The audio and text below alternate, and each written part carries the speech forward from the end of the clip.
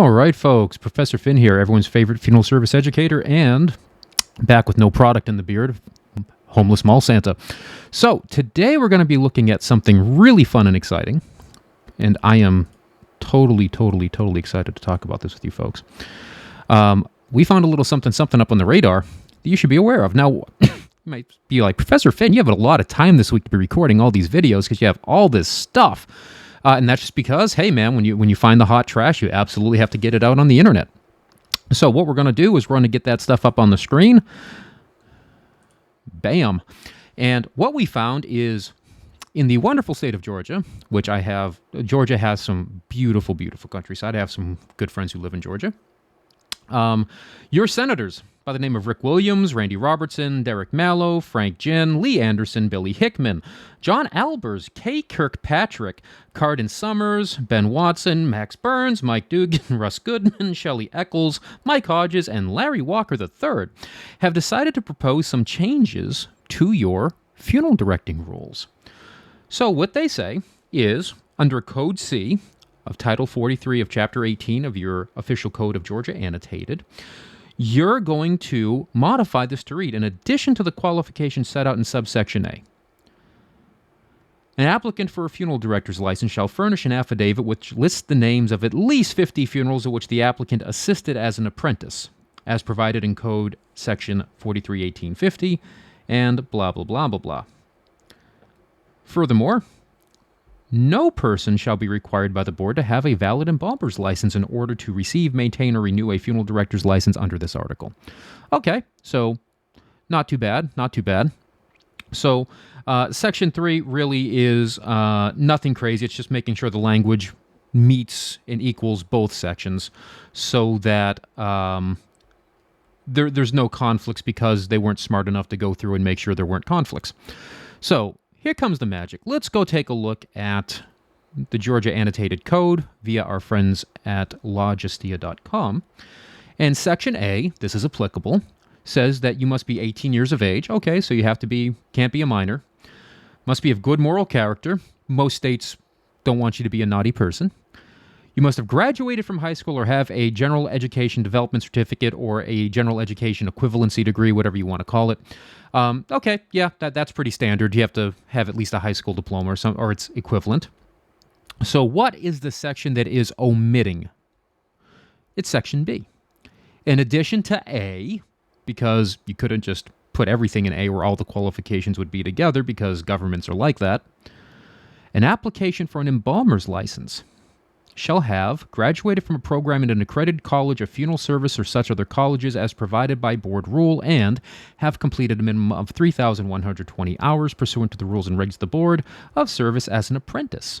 And then finally, their language they are going to edit by saying if you want to be a funeral director only, all you have to do is do 50 funerals during your apprenticeship and send us the form.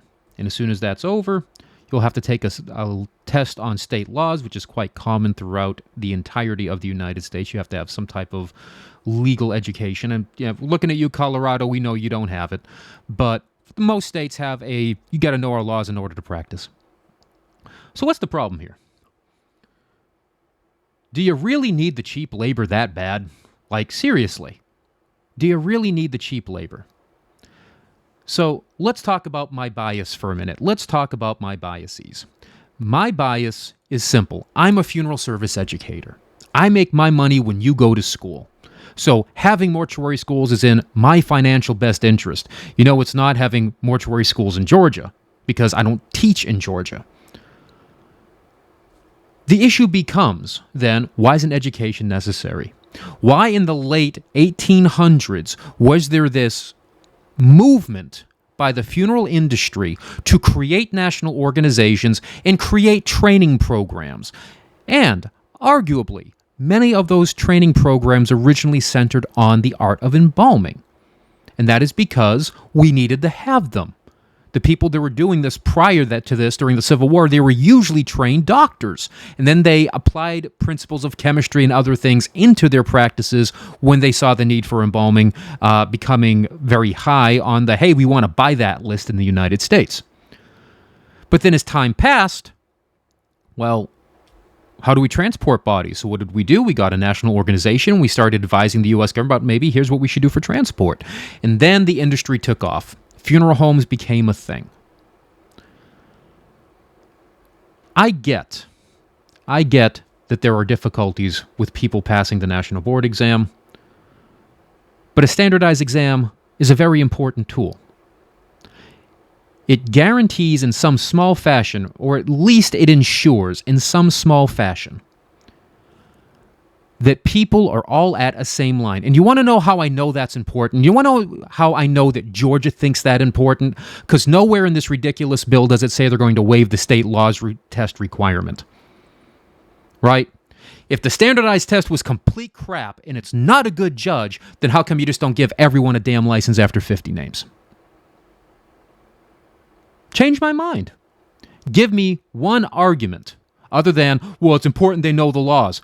Yeah, they know your laws, but your laws don't teach anyone the fine skills of practice, and working on 50 cases is likely not going to do that either. Don't believe me? Let's go look at the skilled trades. Show me a single skilled trade. A single skilled trade.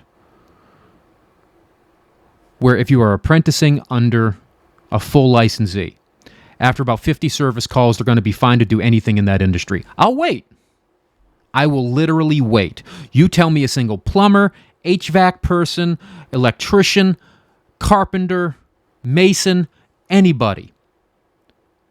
We're talking about 50 names. If you have a 400 call funeral home, a large volume funeral home, you will do 50 cases in less than a month and a half.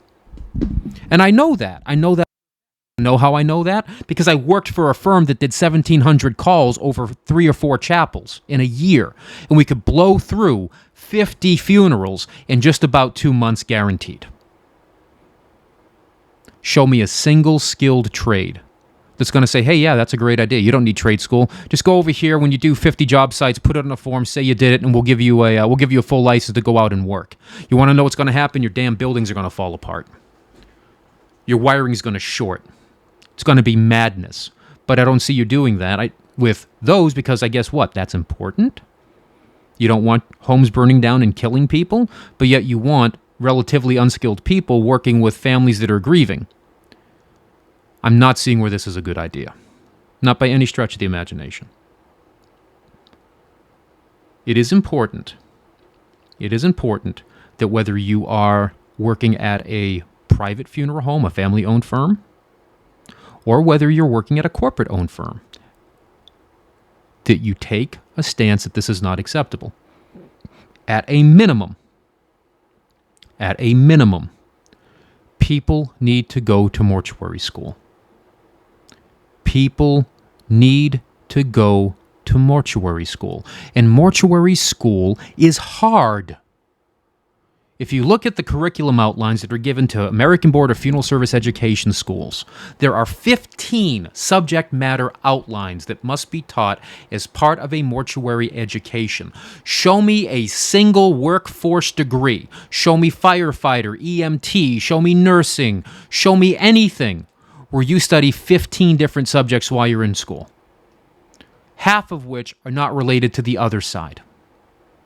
When you go to mortuary school, you're studying the business aspect, you're studying the merchandising aspect, you're studying the legal aspect, you're studying the science aspect, the preservation aspect, the restoration aspect. You are studying so many different things that many other degree programs, many other disciplines do not understand. Everyone has to take a speech course. We get that. But if you train to become a nurse, chances are pretty good you're not learning office management techniques to run an office competently. You're training to become a nurse. They'll figure you're going to get that other education some other way. Maybe you'll get a bachelor's. Maybe you'll get a master's. Maybe you'll do something different there. But you're not going to learn how to run a major healthcare organization or run your own nursing business just by going to nursing school.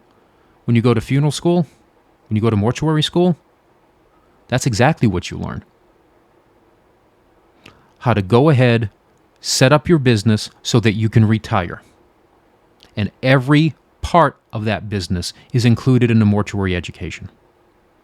Omitting an education is a horrific and horrible idea, even from a subjective Professor Finn makes his money in this industry perspective.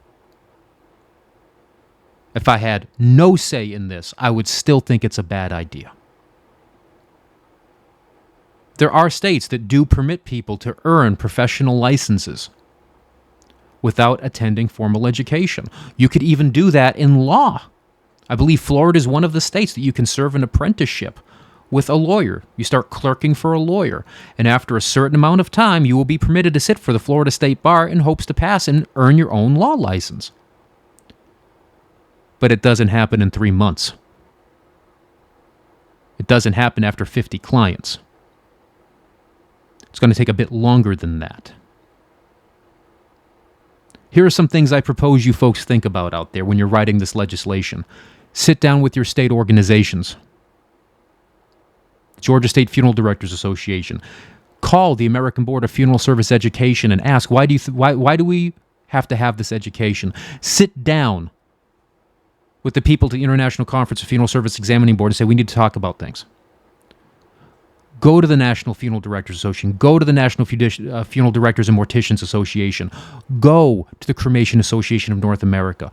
Go to the International Cemetery and Cremation Funeral Association.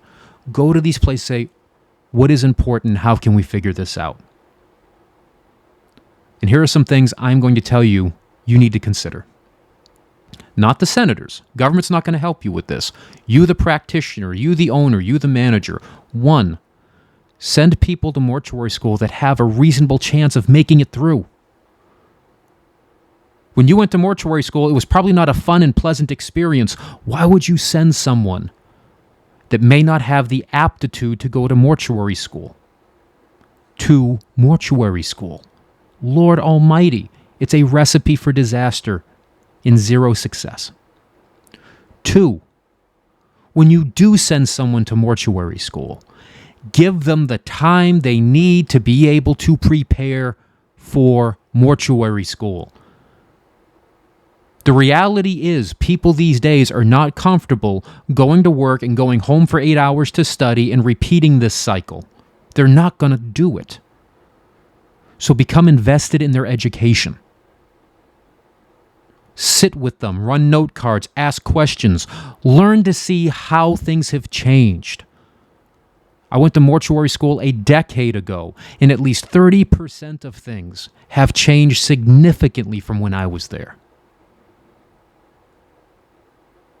The education adapts to these changes. And I know that because I'm intimately involved with the process by which that occurs. And the people that tell us what to teach are licensed individuals, subject matter experts in these fields. It is not happening in a vacuum. So I strongly ask you to please consider what it is the hell you are doing and saying when you say we're going to remove the education and you can figure it out on the job. And you're not even giving them a time period that would be equivalent to something in the skilled trades to ensure competency.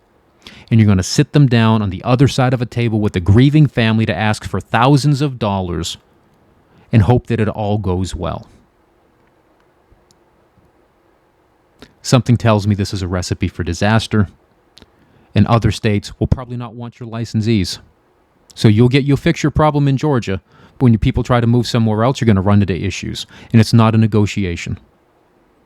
If you don't have the minimum competencies of what another state wants, we don't care if you have a license somewhere else. We're not going to deal with it. And even Florida, who has loosened some of its restrictions, probably won't go, hey, you know what? Yeah, I've had a license for 5 years, but man, you Georgia directors are running into problems because you don't know anything. Even Florida might say, not for us. So keep that in mind. As always, folks, I hope you found this informative. Please like, share, subscribe, share it with a friend, and above all else, have a wonderful week. Kiss your mama goodnight, and I'll see you next video.